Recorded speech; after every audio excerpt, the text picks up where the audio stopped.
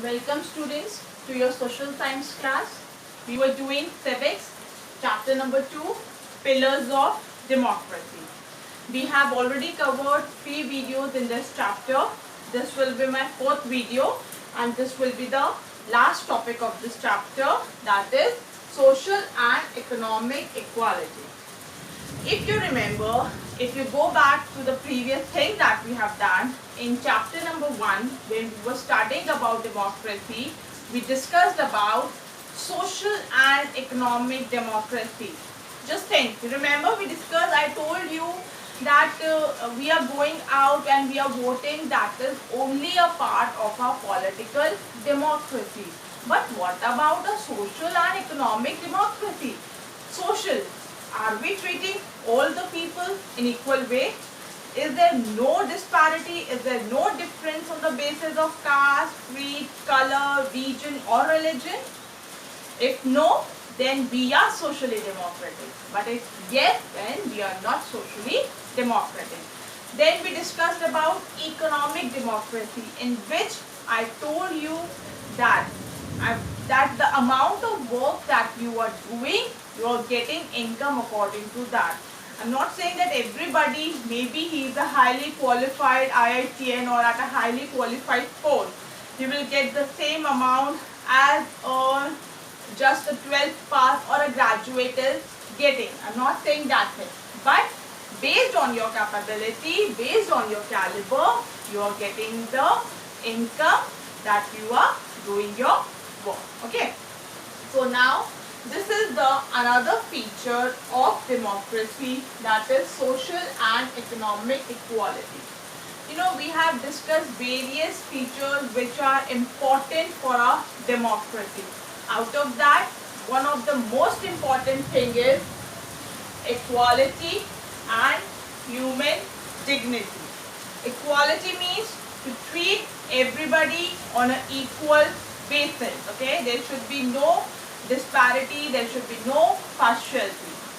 Human dignity is a respect which every human needs. It's not that a person belongs to like a very poor family, or he is belonging to a particular race or region. So the people who are high class, who are of elite class, they are mistreating him or using some words that should not be spoken to him, using some harsh word that should not be spoken to him. This should not be the case. Everybody living on this world has a demand, has a right of dignity, that everyone should be treated respectfully. Okay. Then we already have discussed that every citizen is equal before the law. Maybe you are a prime minister, maybe you are a president, or maybe you are just a normal office going guy. Maybe you are belonging to a very low family.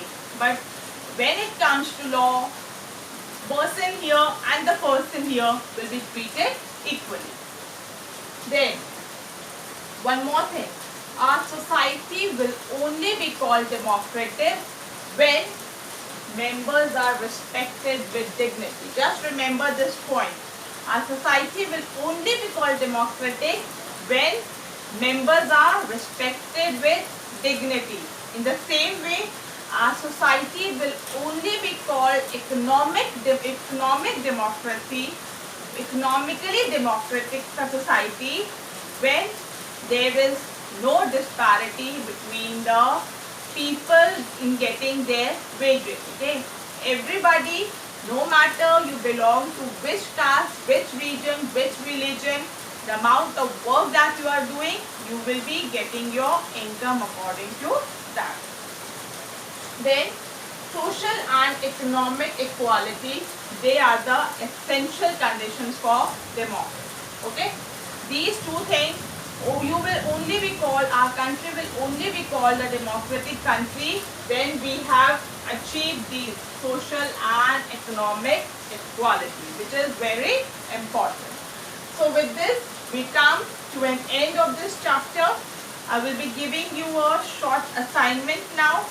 Hope you have understood all the pillars that we have discussed in this chapter. Now we will be doing a short assignment.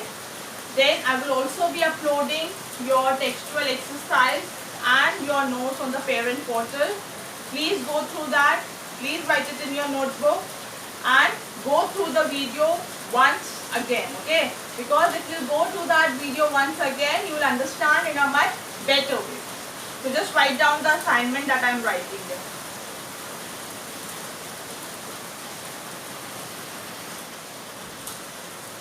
Okay, so this will be your assignment number 4, which you will be doing it in your notebook. Before writing these questions, let us just have a quick revision of whatever we have done in this chapter. See, we started this chapter with what is democracy and what are the important features of democracy. We will not be going in detail with all those features, but we'll have a quick recap of what features did we discuss. So, we started with enlightened citizen. That a citizen should be enlightened enough, should be aware enough of whatever is happening around him. Okay. Secondly, we did wise leadership. That if a citizen will be enlightened, we will be selecting a wise leader for him who will be working for the betterment of the country. Then we did accommodation of differences. We told you that we discussed that the beauty of India is the unity in diversity. Remember, right? This everyone knows, unity in diversity. We have been hearing it since childhood. So, we all know that the beauty of India is there are different people who are having different views. It may not happen whatever I am saying, you will be agreeing to that. So, in a democratic country, we should respect the views of everybody. Then after that, we discussed about sound public opinion. That every person has different opinion. So, it's very important that enlightened citizen led by a wise leader will formulate a sound public opinion. And the agencies like mass media, they help us in formulating sound public opinion. Then we discussed about disciplined citizens, we discussed about disciplined political parties, and today we discussed about social and economic equality. Hope this chapter is clear to you. Okay, write down this assignment now. Question number 1, write down, why is human dignity so important in democracy? You know the meaning of dignity? Now this you have to write in your own words. Why do you feel that it is very important to have human dignity in democracy? Okay. Second question, again this is a question which you have to write in your own words. Question is, when can a country be called as a socially democratic country? Okay. When can we say, on what grounds can we say that this country is a socially democratic country? So these questions, these 2 questions for the day, you have to do it in your social science classwork copy. You have to write the notes, you have to write the exercise. We will be meeting again with our next chapter. So then all of you, please take care. Do go through all the videos, go through your books and be updated with whatever have been done till now. Okay? Thank you. Bye-bye.